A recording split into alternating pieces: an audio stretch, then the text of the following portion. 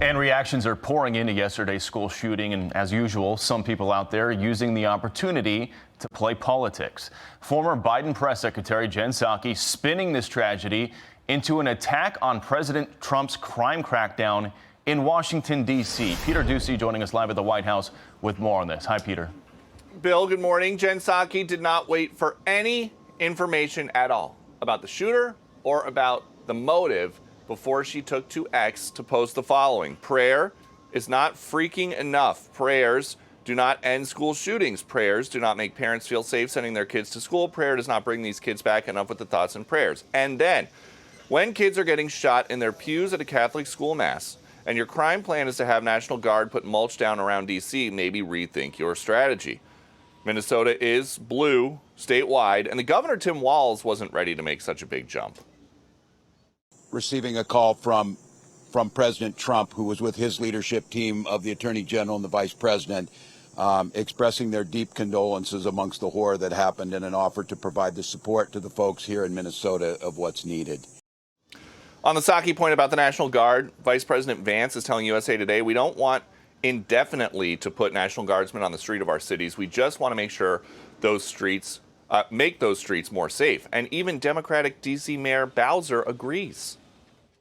We greatly appreciate the surge of officers that enhance what MPD has been able to do in this city, a 87% reduction in carjackings in Washington, D.C.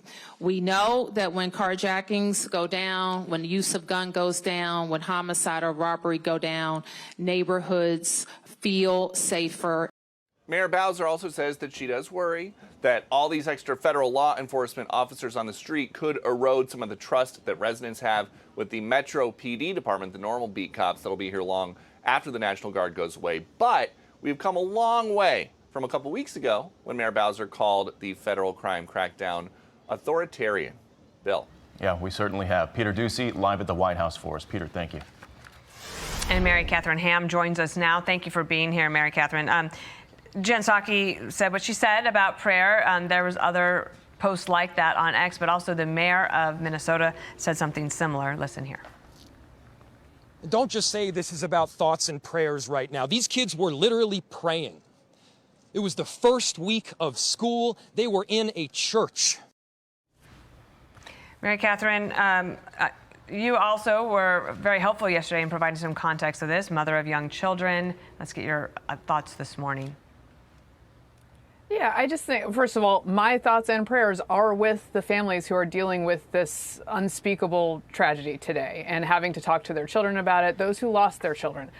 It is right and good and I think necessary to pray in these times. It is sad to hear public figures very quickly turn to saying that prayer is nonsense or unnecessary or weak. And I think if I were to give them the good faith interpretation that they're unwilling to give their friends on the right, I would say that this is a call to action, right? They're frustrated that there's not action that goes with prayer. But your response does not need to be to denigrate prayer. And it becomes actually perverse when the people in the pews were likely attacked for practicing their religion, for practicing this tenet of faith. And you say that because that didn't protect them or because that doesn't solve the problem, that people should not pray and that you denigrate that practice. I have lived a life that has had its portion very different, but nonetheless of sort of unthinkable tragedy. And prayer did not solve the fact that my husband died while I was 7 months pregnant, but it did not prevent that, but it got me through every single day after that. Mm-hmm. And it helped me to raise my children. And I just think that taking the message to the public that is somehow an insult to people who were killed while practicing their faith is so gross. Mary Katharine, we see this over and over. First responders are still on scene trying to figure out what happened, and then we get the inevitable tweets from politicians politicizing it, right? We saw it from Jen Psaki. We saw Hakeem Jeffries yesterday say that weapons of war shouldn't be on the streets before we even knew what the weapons were. Why do we see this over and over and over? People refusing to at least wait for some facts to come in. Well, and the thing is, look, people are upset with good reason, right? There is evil in the world. We don't always know how to defeat it. That's why I think prayer is important, by the way, because we don't always know how to defeat it.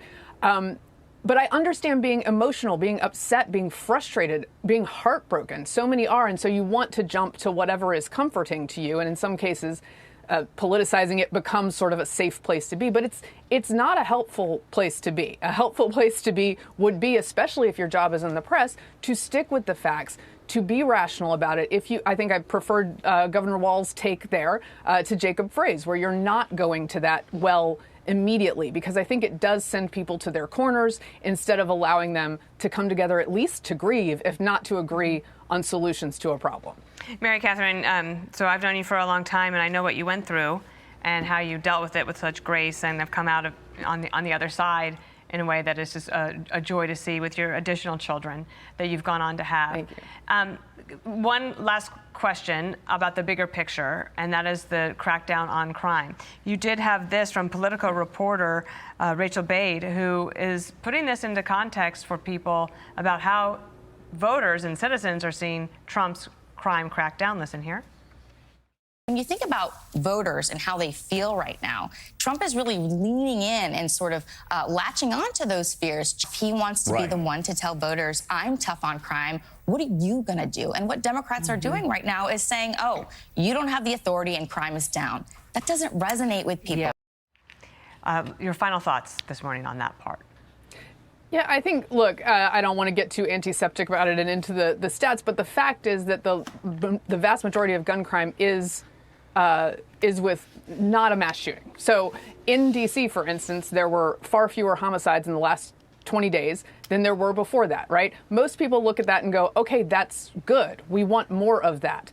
So I think Democrats, the combination of saying prayer is bad and also cracking down on crime is bad, I think is a bad message combo to take to normal Americans, most of whom are on the side of prayer and cracking down on crime. All right, Mary Katharine, thank you, and go hug your children today as school's underway. Thanks. As everybody should. You are there, yes, indeed. Take care. I'm Steve Doocy. I'm Brian Kilmeade. And I'm Ainsley Earhart. And click here to subscribe to the Fox News YouTube page to catch our hottest interviews and most compelling analysis.